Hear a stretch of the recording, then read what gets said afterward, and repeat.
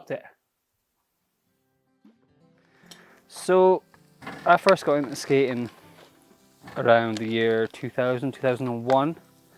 Obviously Tony Hawk's Pro Skater just came out. West Hill was full of skaters. It was real nice. And I just saw all the big kids rolling down the street on skateboards doing kickflips and shit, and I was like, that's fucking cool. So I bothered my mum for a long time to buy me a board. And I had no clue. I didn't know, like, obviously cheap boards were bad. So I was like, yeah, I want that board from Argos with the alien on it. And that was my first board. And it was great. And it was instantly hooked. Couldn't not go skating after school. Like, there wasn't a choice. That was it. And 20 years later, here we are. Still at it. Still skating with the same friends that I skated with when I was 13. Most of the West Hill boys have disappeared, but the town boys, Gav and Dwayne, Wilkie, everyone, they're still on the go. Obviously, the man behind the camera, Pirate, he doesn't skate anymore, but he pretends to. It's kind of just a way of life, really. I don't really know what else I would do if I didn't have a skateboard to just go play on when I'm bored. What do people do? Like, genuinely, what do people who don't skate do? I don't know. Like, when I have free time, I'm like, yeah, cool, let's go do a kickflip. What do other people do? Like, yeah, cool, let's go to Nando's. Fuck that. Nando's is overrated, and kickflips are underrated. If you've never done a kickflip, you've never lived. And you can put that on my grave.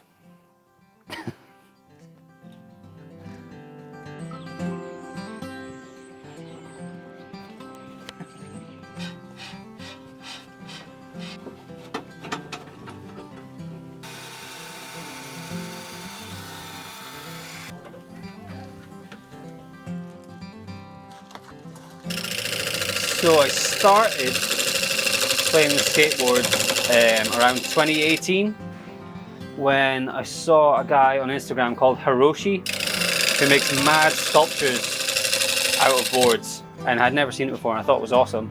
I had recently gotten a bunch of tools from my father-in-law because we had moved house. So he gave me like this toolbox down here and had, like, you know, just basic hammers and stuff like that in it. And with the hand tools he gave me, I made a terrible little ring out of skateboards, and I was like, this is fun.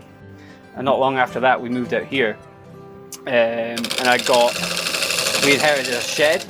There was a tiny little blue shed just up at the back of the garden there, and I was like, okay, let's try and make something out of boards.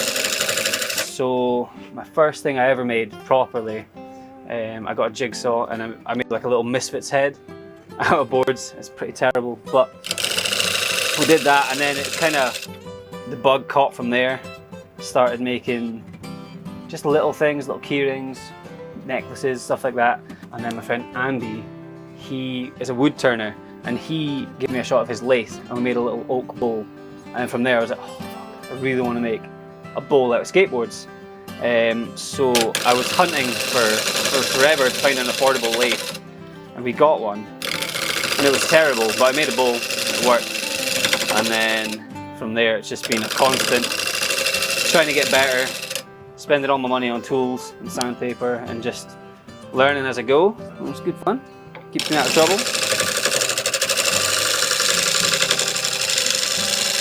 I feel like I'm just waffling on, but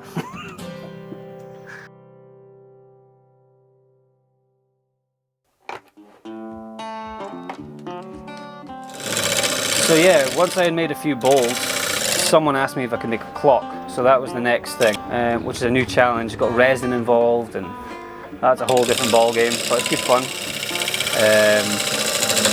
So yeah, it's just really making stuff that I want in my house, and then if somebody thinks it's cool, then great, they can inquire about it and we'll make stuff. Most of the things I make are actually for friends. They'll be like, oh no, just go make me a fucking dildo, and I'll be like, yeah, alright, cool. Might get splinters, but I'll try. And then obviously I see a lot of people on Instagram. There's a lot of badass makers on Instagram with skateboards. So take inspiration from there. Try not to bite their stuff too much, but you know, there's only so many things you can make out of wood. I don't expect it to ever be a full-time thing. It is more of just a hobby, but I just enjoy it, man. I really enjoy making things, and the satisfaction of when you finish a project and you have that thing in your hand you can hold and look at and like, yeah, I made that. It's similar to the buzz you get off of landing a trick when you're out skating, you know. But obviously, I'm like 33 now. I'm not going to be jumping down many more handrails. This is my skate retirement. Really, this is my skate retirement. So I can still skate for now, but I snapped my ACL last year, so there's only a limited time before that knee totally gives up. This is what I'll do when that knee's gone. I'll be in my shed. And if somebody wants to message me and buy a bowl, awesome. But if they don't, it's going on my shelf.